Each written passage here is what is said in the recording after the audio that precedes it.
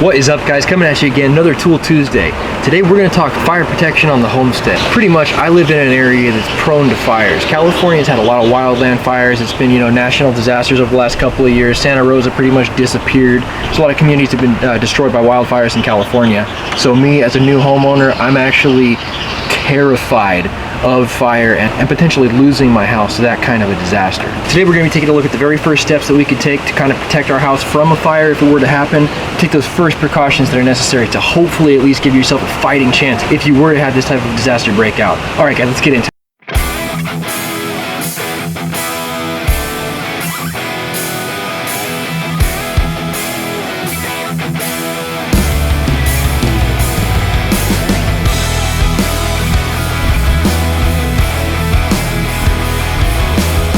Alright guys, you can see here we went ahead and purchased the 100-foot version of the Never King hoses here. These are the 5/8 diameter. Went ahead and picked up 2 of them. Now there was a $4 price difference, guys, in the 75-foot hose to the 100-foot hose. I think the 75-footer was about $35.99 at my local Lowe's, and the 100-footers that you see in front of you were only $4 more at $39.99. So for me, you can't put a price tag on peace of mind, and the more linear footage that I can get out of each one of these hoses to potentially fight a fire on my property and get that much further out away from the spigot, the better off that I'm going to be. I mean, honestly, it doesn't matter if you have 5 water spigots on your house or not. You could have 10 water spigots on your house. If you don't have a hose to get that water where it's going to be critically needed, you're still going to have your house burned down. Alright, to complement each one of these hoses, we also went ahead and picked up a rubber insulated full brass construction twist style nozzle. Now guys, why would I go ahead and use a twist style nozzle instead of a standardized squeeze style nozzle? It's because I've seen squeeze style nozzles break and fail and, come to an untimely death well before their expected service life for all kinds of reasons, whether it's UV exposure or whether it's, the spring inside has failed or the rubber O-ring inside has failed or something. The needle valve construction on something like this is never going to fail you guys. Also, you'll have the ability to widely spread the water pattern if you need to, or directly attack a small fire with a constant stream if necessary as well.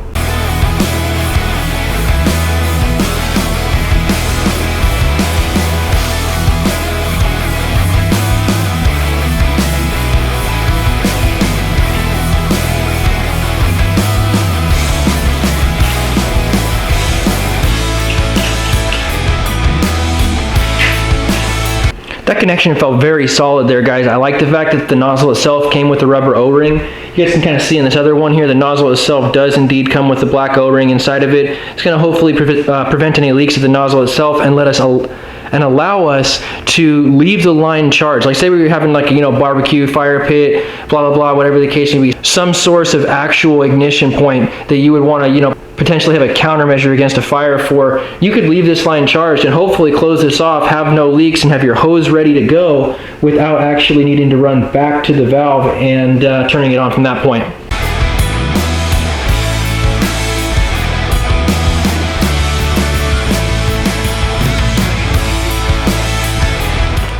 Alright guys, right here at the first hose spigot right here on the side of the house. This is probably the most inaccessible part of the house based on the fact that I don't actually have a gate on this side. This is just a fence. So to come here, I would have to come all the way through my house, go out the back door, come around the side yard, and then activate this hose.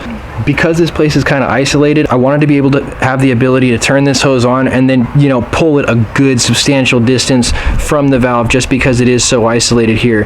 So the 100-foot hose, here, let me take you off the tripod. 100-foot hose definitely going to lend itself well. We can easily make it to 10 or 15 feet and then throw some hose over the fence if we had a fire in the front yard. And if we pan back to the right here, we could easily make it back to the porch area. You can see right there where the barbell and the dumbbells are, guys. That's actually our lifting point where we do our workout Wednesdays. So we could definitely make it not only around this 10-foot corner, but way over deep into that side of the yard if need be. So definitely a 100-foot hose in this case, $4 more, couldn't be money better spent. And honestly, those twist hoses definitely going to give you that reliability you're looking for in crisis. Alright guys, now the one thing that's kind of key that some people don't actually think about is you want to charge the line. This is 100 feet of 5/8 inch tubing basically. So once you hook it up, you're not just set to go at that point. Let's go ahead and see how long it takes for an empty hose from the store to go ahead and charge at that 100-foot length.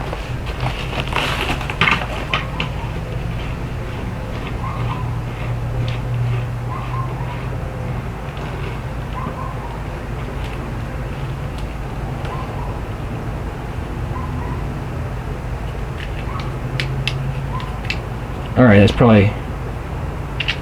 pull it apart, right? Let's see what it's made of, right? 2 O-rings, this guy right here, nice threads, good construction. That's cool. I'm actually glad that happened. So that's probably full open right there. I'd bet that's full open. Let's go ahead and hit the valve and see how long this takes.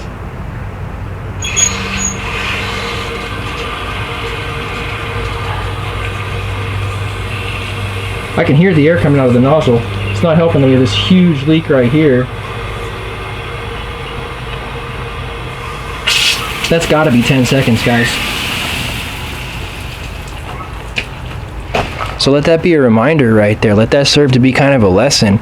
Even though there was a little bit of a leakage out of the valve right there at the handle, that was almost a full 10 seconds between the point where we had turned the hose on at the valve to the point where we got water out of the hose at the business end of it, guys. That's something to think about. All right, guys, I feel pretty comfortable with this hose right here. I'm not going to close the end there because I don't want pressure to build up in the hose because it's being left in the sun and charged, but I will go ahead and make sure that there's that high point that you see right there at the top of the pile so that the rest of the water does stay in the hose, and when we're ready to use it, it's there for us. Alright guys, as you can see, we have the second 100-foot Never Kink hose here with our brass nozzle.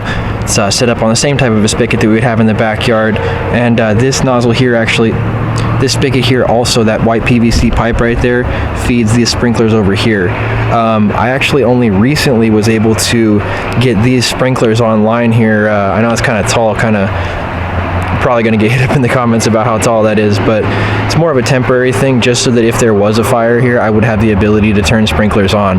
Why do I sound paranoid about fire? Because I live in California and Santa Rosa pretty much left the map over a fire last year. So honestly, this is my very first house and I'm terrified of losing it to a fire or any type of a disaster for that matter. So if there's something preventable that I can do, I'm going to try my best to do it as a homeowner.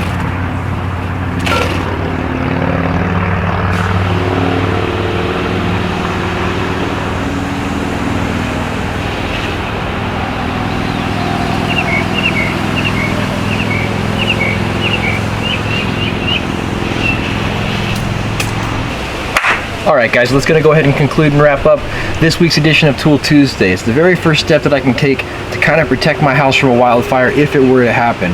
There's one guy that I saw on the news that was able to save his house from the Paradise Fire or the Camp Fire, one of those two fires I believe. And he's the only guy in his whole neighborhood that his house survived. Why did his house survive? It was because he had sprinklers and it was because he had hoses. And as soon as he figured out that that fire was going to be heading his direction, he just turned on all of his sprinklers on his entire property full blast, and he manned his hoses. And because of that, he still has a structure standing where other people, just have an empty lot full of hopes and dreams.